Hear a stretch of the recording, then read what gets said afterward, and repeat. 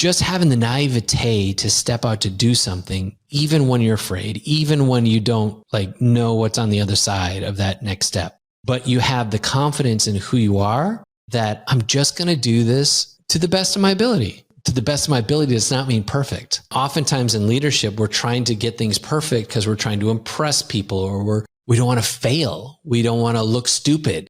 And that in and of itself, that context of perfectionism gets in our way. Every entrepreneur, you know you're going to make mistakes. So why do you keep holding a measure that's too high for you to even cross?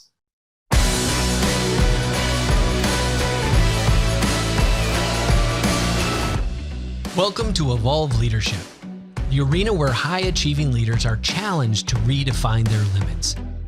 My name is Angus Nelson. I grew up in the United States and I now live in Lisbon, Portugal. I'm an executive coach and I've spent my career advising and training leaders from startups to Fortune 500 companies. And here's what I've learned. An old, ineffective leadership framework will always keep you on a hamster wheel, consumed with work-life balance, burnout, and stress. Here on the show, each week we'll help you rethink the path to achievement. We'll help you discover new principles, new philosophies to the modern leader.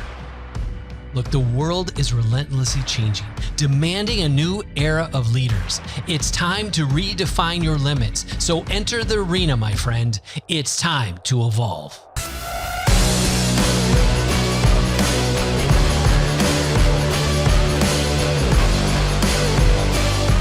Welcome to the 100th episode of the Evolve Leadership Show. Woo! Angus, this is a milestone, brother. 100, that is a crazy number. Do you know, statistically speaking, the percentage of podcasts that actually make it to 100 is super small. Yeah. I almost want to go and look up that stat. And I don't know what it is, but it's kind of like, I'm pulling this out of the nethersphere, but it's 50% of shows don't make it after show 7. And then another 50% of those will drop off 23. Yeah. So it's it gets lower and lower and lower. But man, when you're committed to something and you cross 100, surely it's worth something. Yes. And Angus, it was September 14th, 2015, almost 9 years ago, that you released the first show. At the time, it was called the Up in Your Business podcast, later changed the name to the Evolve Leadership Show, and episode 100. And normally you are the one doing the interviewing, but today I wanted to have you switch chairs and talk about your journey as a leader over the last decade and how you, like every great leader, have evolved during that time. Does that sound good to you? Yes, and I'm fidgeting in my chair because it feels a little uncomfortable, but I'm here for it. I'm here for it. Come on. Now, one of the principles and one of the books we love is The Gap of the Gain by Dan Sullivan. And he talked about, as leaders, especially high performers, we tend to always look at the gap of where we're not, what we haven't achieved yet, the goals, the dreams, and it just feels like we never arrive, and it can feel very frustrating. And one of the powerful principles he talks about is realizing the gain, how far you've come already. Kind of like if you're hiking up a mountain, if you always are only looking at the top and never stop and look back and see how high you've climbed already. When you do stop and when you do celebrate the gain, you start seeing motivation for reaching the top. And so whatever gap you're experiencing, whatever you haven't reached yet, this is a reminder to look at the gain, look at how far you've come. Celebrate how far you've come, because it's going to motivate you to keep on pressing. And so, Angus, as we dive in, I just want to kind of pummel you with a bunch of questions. I'm really fascinated because I wasn't there. Don't pummel me. Gosh. I will gently question you. So the first thing, how did it start? What was your inspiration to even start a podcast or start this show? Well, at the time, twofold. One is, I remember sharing with someone originally that I was going to start a podcast. His name was Brian Kramer, ended up being one of my guests, and now he's become a very good friend. And he moved to Lisbon with his wife this past year. So there's this weird kind of full circle with that guy. And I love him. And while we were walking, I said, this is the name of the show.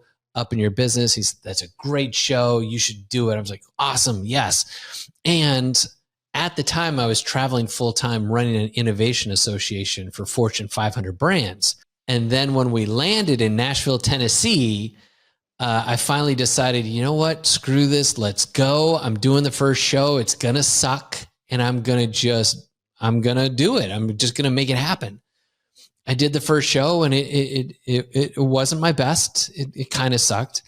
And then the second one I did sucked a little less. And then the next one sucked a little less than that. And it's just, as I kept going, I got better. I eventually started the Nashville podcast meetup that's blown up into a really big group. I've turned that over to another guy to run now that I've moved to Europe. And the whole premise was I was having conversations with these executives of these Fortune 500 brands.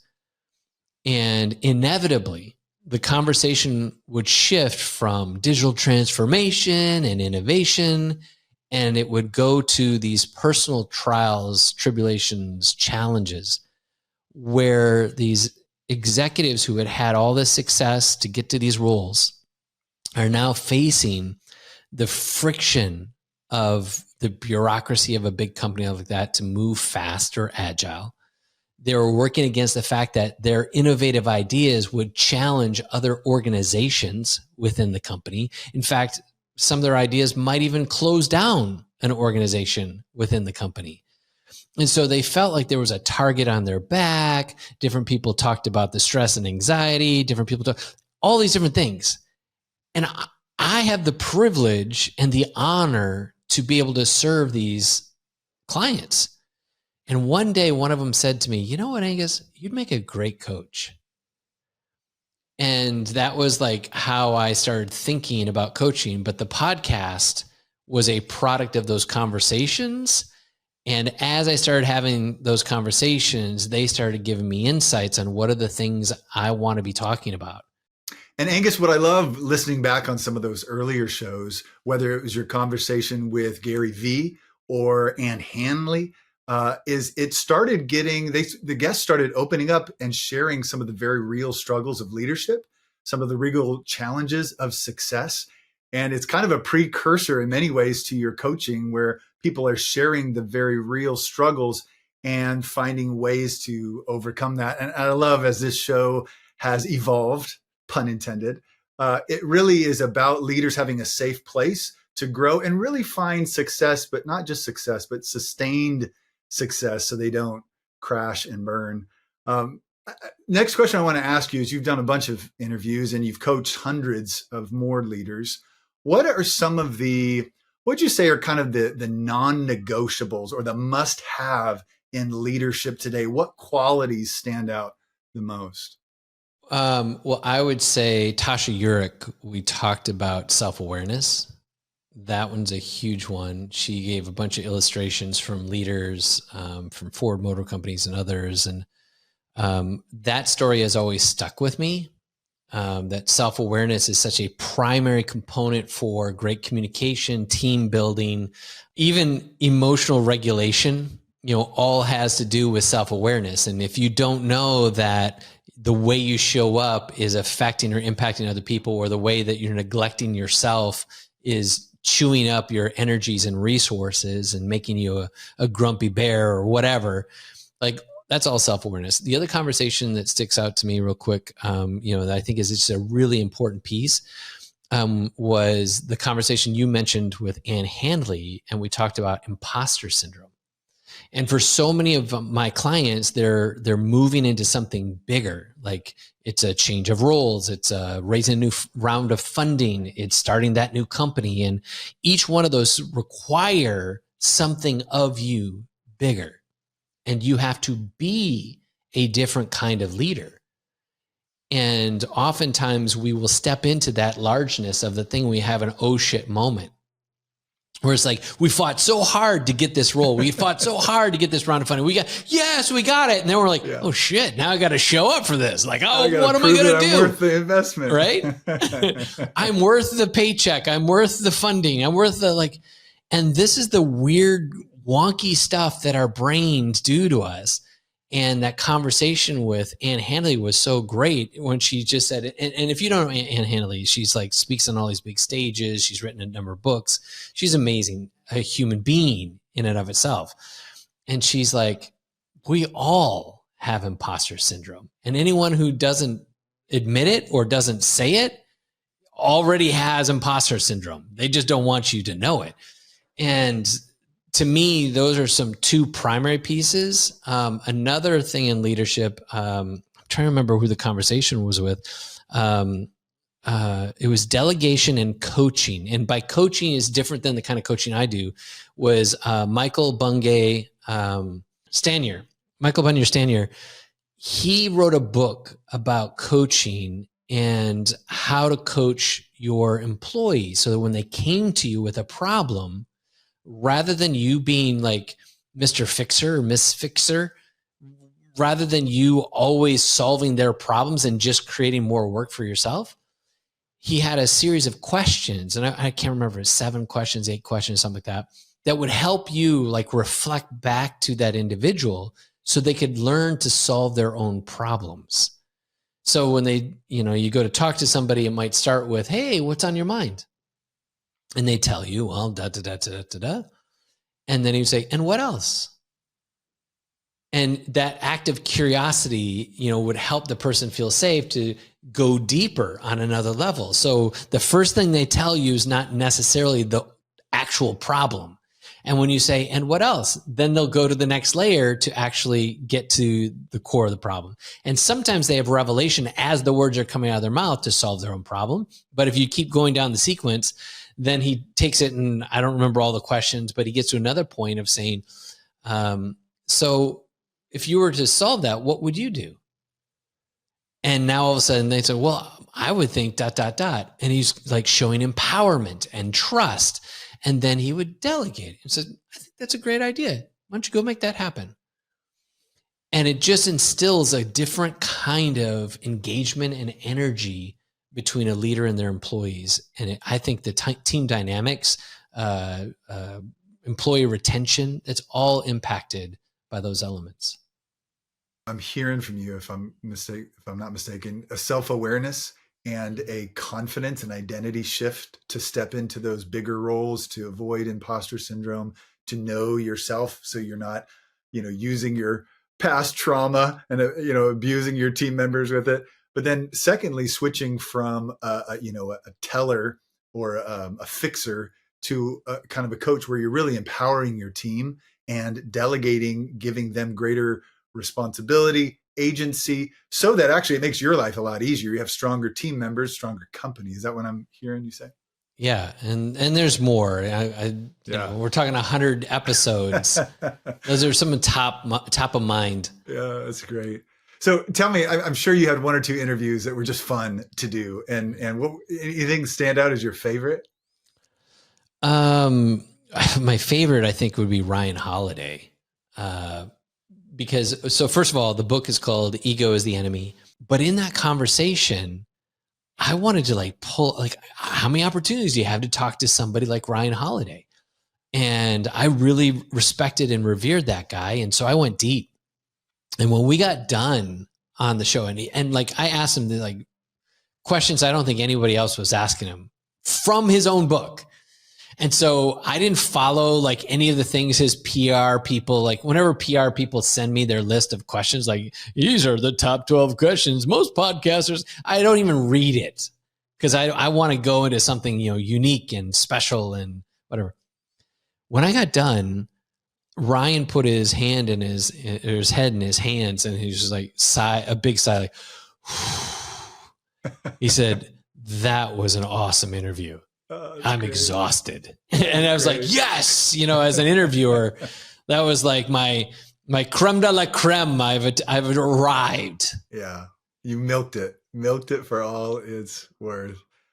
So let's turn it to you now. You started the show almost over a decade ago. How have you grown, and how has your leadership grown over those years? Well, let's go through that list. Imposter syndrome is probably the biggest. just starting the show. I told you it took me almost a year to even do the first recording. Who am I to, record my voice and put it out into the world? Like, have you heard my voice? My voice, at first I hated my voice. I thought it was terrible, Then who am I to talk to these individuals, these different people that I respected or, I thought the world of? And interesting enough, I remember talking to someone, Jonathan Fields, and I really thought that guy I still think he's amazing. Don't hear me wrong. He's awesome. But at the time I was like, that's the guy. Like I would love to be like him. And after the call, I said, dude, you're like, and I named off like the Tony Robbins of the world and the Brene Browns and something. I was like, you're right up there, dude. And he was like, no, I'm not. No. He was like having his own humility issues, which was imposter syndrome. He didn't even see him. And now he's gone off to do even greater things. But I thought, how human is that? So for me to be in those conversations, and then again, the Ann Handley, for her to share her struggles. I remember talking to Gary. I've met Gary in real life, and we've chatted sometimes, and with Gary Vaynerchuk. And he, on the call, his handlers said, you have 15 minutes. So I'm like, let's go. I only got 15 minutes. We hit 15 minutes and I tried to close up shop and I'm like, hey, I know we're out of time. He's like, no, man, let's keep going. And I'm like, all right, let's go.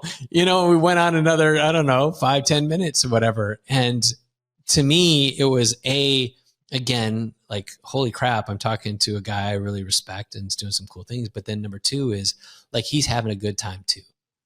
And he wanted to stay.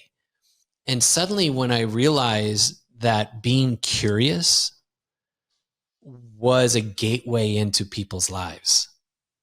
And second of all, I realized like I in of myself have to recognize my own gift, that people naturally open up to me. Even if we're just hanging out, like I'm not wearing my coach's hat, this is not a book call, we're grabbing a coffee at some place and they just like unload. I'm at South by Southwest. We're going to go grab some tacos and we sit down, we're eating our brisket tacos and they unload their stuff.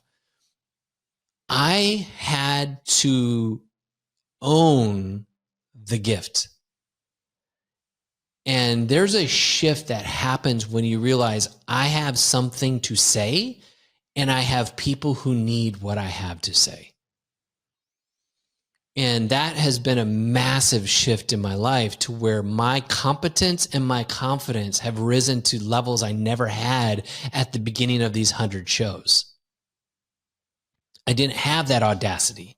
I didn't have that sense of belief in myself and my capacities.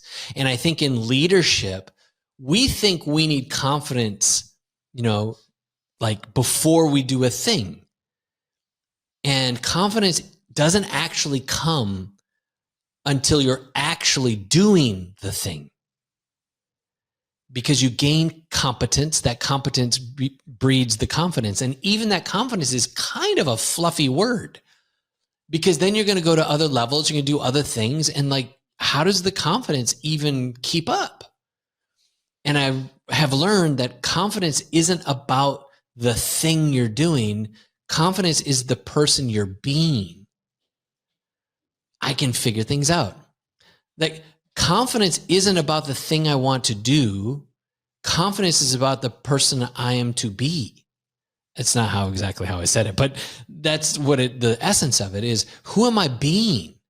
Like, how am I showing up? I'm confident that I know who I am. I know my gift. I know who I'm for. And that's enough.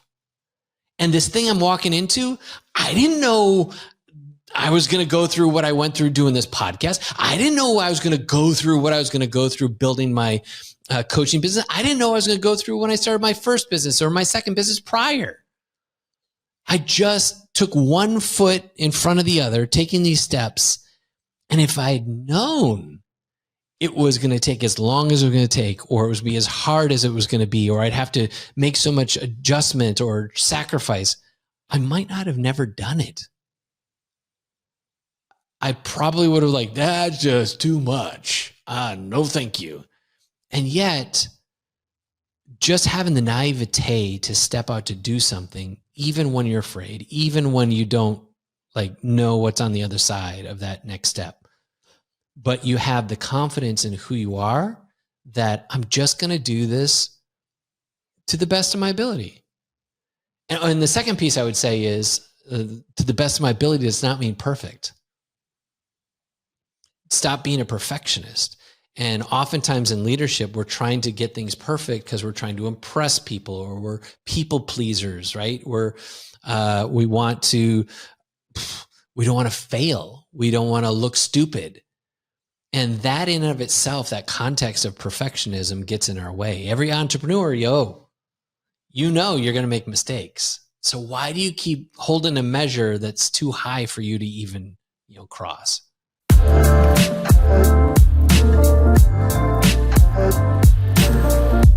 Let me just pause for a second to say this. There is one trait that you will find in every successful leader, no matter their industry, no matter their role. And that trait is action. And we want to inspire ambitious leaders like you to bet on yourself and take action on those audacious goals that you see in your heart. That's why we created our 90-day accelerator. It's a results-driven, battle-tested framework designed specifically for high-performing leaders like you to get unstuck and propel you towards your goals. And in just 90 days, you won't even recognize the person you used to be. To be a part of this elite community, go to evolveleadership.org. Now, back to the show.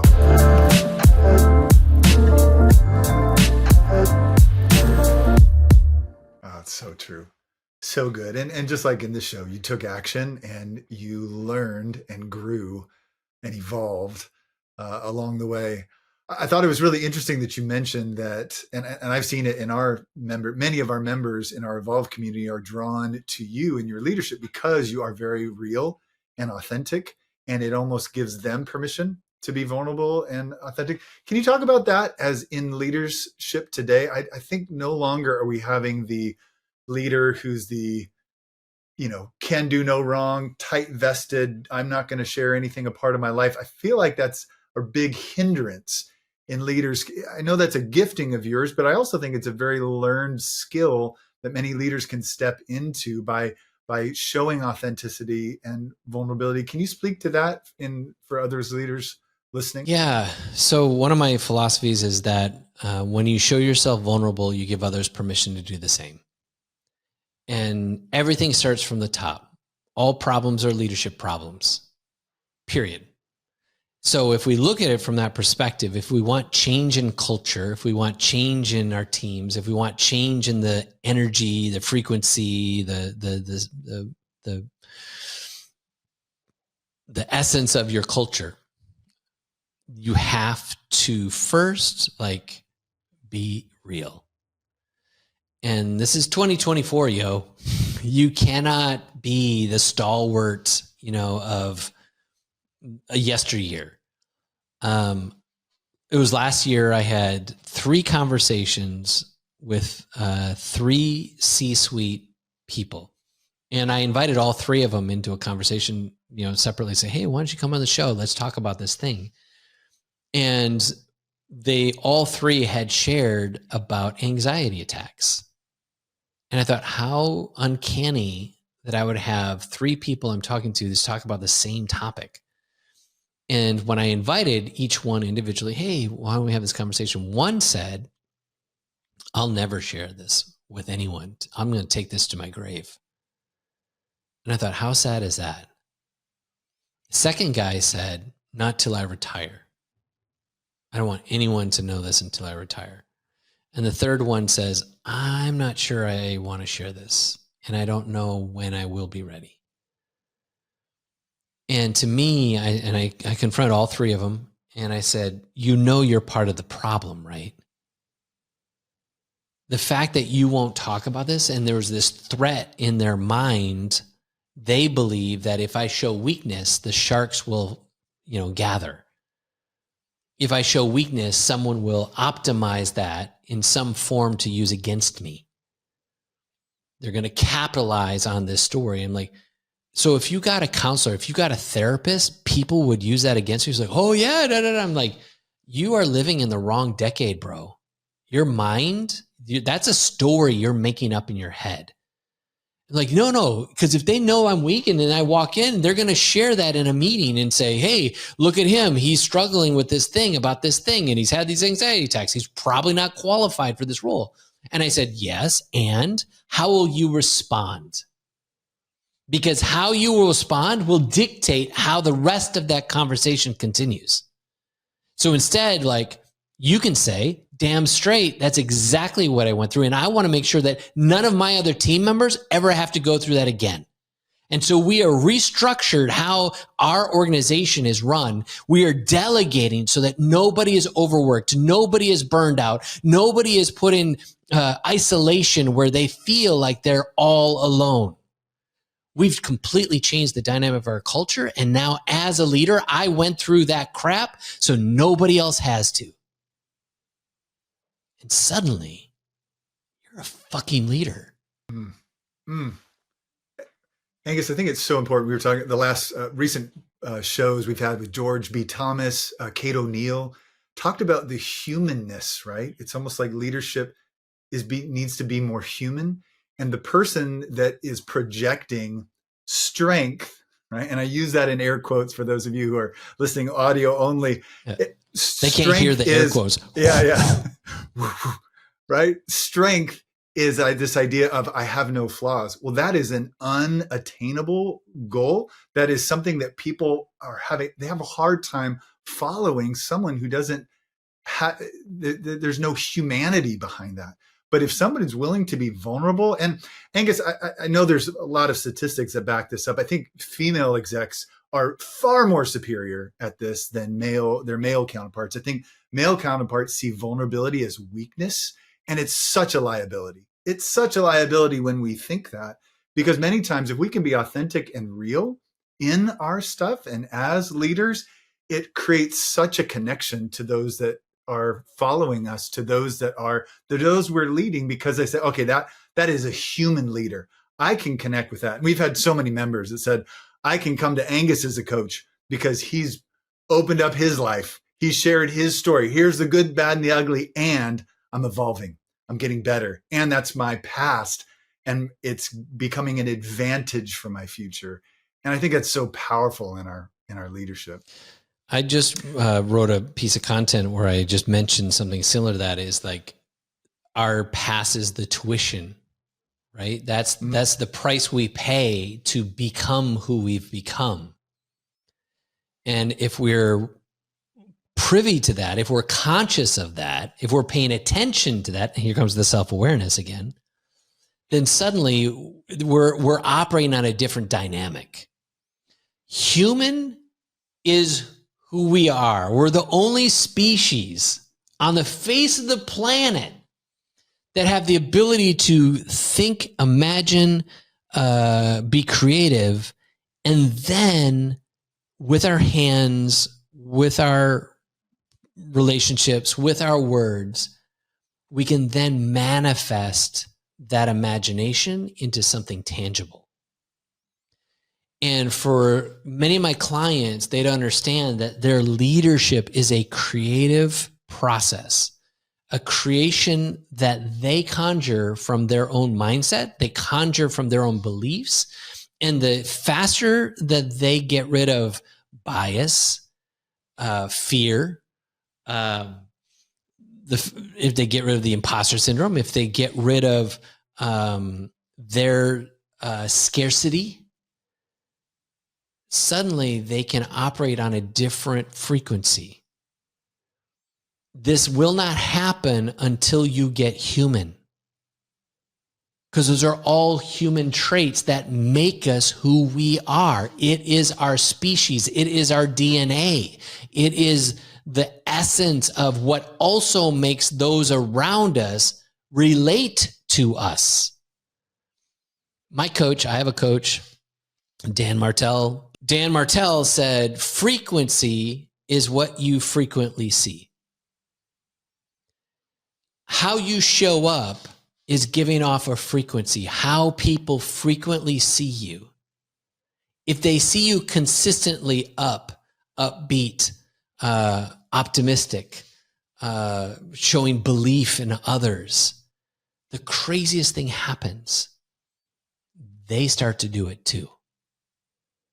But if you have a frequency where you are critical, judgmental, no one is measuring up, that is actually an act of projection because you are that hard on yourself. And so therefore you take it out on others to be that hard on them. How you are showing up, that frequency is the frequent things that I see tells me more about you than it tells me about me. I'm seeing your pain in real time. I'm seeing your fear in real time. I'm seeing your control that you're trying to manufacture in real time. Because your leadership is based in frailty. Your leadership is based in scarcity. Your leadership is based in less than. And you're overcompensating, over-indexing on all sorts of things that are harming the team and harming the growth of your company. Again, self-awareness. That self-awareness recognizing our humanity. That humanity now connecting to, I'm falling short of what I'm capable, and I need to raise my own standards. Yeah. And when I raise my own standards, everyone else's standards rises inherently. Yeah. Without saying a word. I love how you connected that with self-awareness, because it's not, turn that frown upside down. It's not just put on this fake upbeat, you know what I mean? Where you see somebody who's trying to be up as a leader and you can tell it's just a put on thing. And a lot of times it's like, nah, that's not who I am. But I do think there's a self-awareness piece when we realize if we're being really self-critical, we're going to project that onto other people. But the more and more we can actually be silence the inner critic, give ourselves space to grow and have a growth mindset and learn and make mistakes and move forward, then we can then turn around and our frequency towards other people, our attitude, our culture that we are establishing in our businesses are going to give permission to other people to grow, to take risk, to, step out. And so I think it's super important. It sounds like so much of this boils down to stepping into a greater self-awareness of our strengths, of the things that are holding us back from stepping into greater levels of influence. And super, super powerful. As we wrap up this 100th episode, I want one final question for you. And that is, as you reflect back on this near decade of shows and your journey starting from just a podcast into a whole coaching business, what aspect of leadership do you find the most rewarding?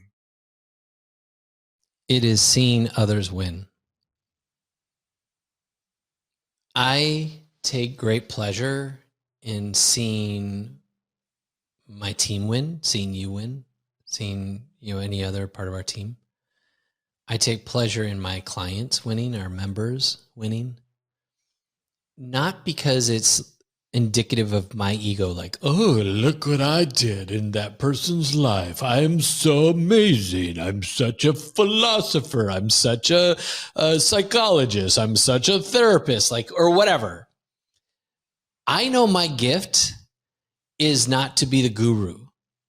My gift is to remind you that you're your own guru. Like everything you need is already inside you. All I do is I show like a mirror and I say, hey, see this broccoli in your teeth that's been there since Tuesday? Nobody else had the guts to tell you it's been there this whole time. When I get the opportunity to speak firmly into someone's life who nobody else has the guts to, and I can call them out on their shit because they pay me to, and then they love me for it. They say, yes, sir, may I have another? And it's not abuse, it is activation. And then they step into a recreation of how they see themselves so they can then step into creation to create the world around them they always wished they could. Nothing brings me more joy than the client who now is kicking it with their wife and loving on their babies and having a team that loves them in their company, who actively says, something's different about you, boss. No, they wouldn't say boss, but something's different about you, Joe. Something's different about you, Sally. Something's different about you, Elizabeth. Then to me, that's a win for all of us. And we're just talking about humanity. That's what we're here to do. And my expression of humanity is to make this philosophy, this way of life, this yielding to evolution of ourselves, of what we are capable to activate the power that is God-given. That's my job. That's what I get to do. And I love it. Because not only do I get to see it in their life, but it's a contagion, because those clients now carry the same philosophy, the same perspective, the same self-awareness, and they activate it into their kids. They activate it into their team. They activate it into their marriage. That's what this whole movement is about. That's what Evolve Leadership is here to do, is to create a culture, creating a movement, right? A contagion. Man, if you sitting in your car right now, you doing the dishes, you listening to the sound of our voices, if you knew how powerful you are, if you truly knew what you were capable of, you would not be contemplating the bullshit you are doing right now. You would not be questioning or second guessing the things that you are right now. You would operate on a completely different level of knowing, being, and creating if you would just give yourself permission to. Like, that's the person. That's who I want to reach. That's who I want to put a fire under your ass and unleash the power, the dunamis dynamite that's in your soul, doing what you were born to do. So good. That's that leader as coach, Angus, coming out in you and coming out for those of you who are listening. Thank you so much for joining us for our 100th episode, celebrating the gain and not looking at the gap. We're celebrating the gain. What is the gain in your life? You need to take a minute, look, pause your climb up the mountain, and see how far you've climbed. Thank you for joining us today on the Evolve Leadership Show. As we wrap up another episode of Evolve Leadership, thank you so much for taking time to invest in you. If there's to be any sustainable growth in your company or even in your relationships, you must grow first. And it's what I love to do for leaders, to help them grow, to challenge their thinking, sharpen self-awareness, to instill an unshakable confidence, and ultimately upgrade their sense of self. And we do this through our proprietary method called Agile EQ Plus, where we're leveraging agile leadership and emotional intelligence. We provide our signature training for individuals, and for businesses, we've designed a unique curriculum for company-wide learning and development. If you'd like to learn more about our training or to schedule a call, you can simply go to evolveleadership.org. And until next time, stay driven, keep climbing, and never stop evolving.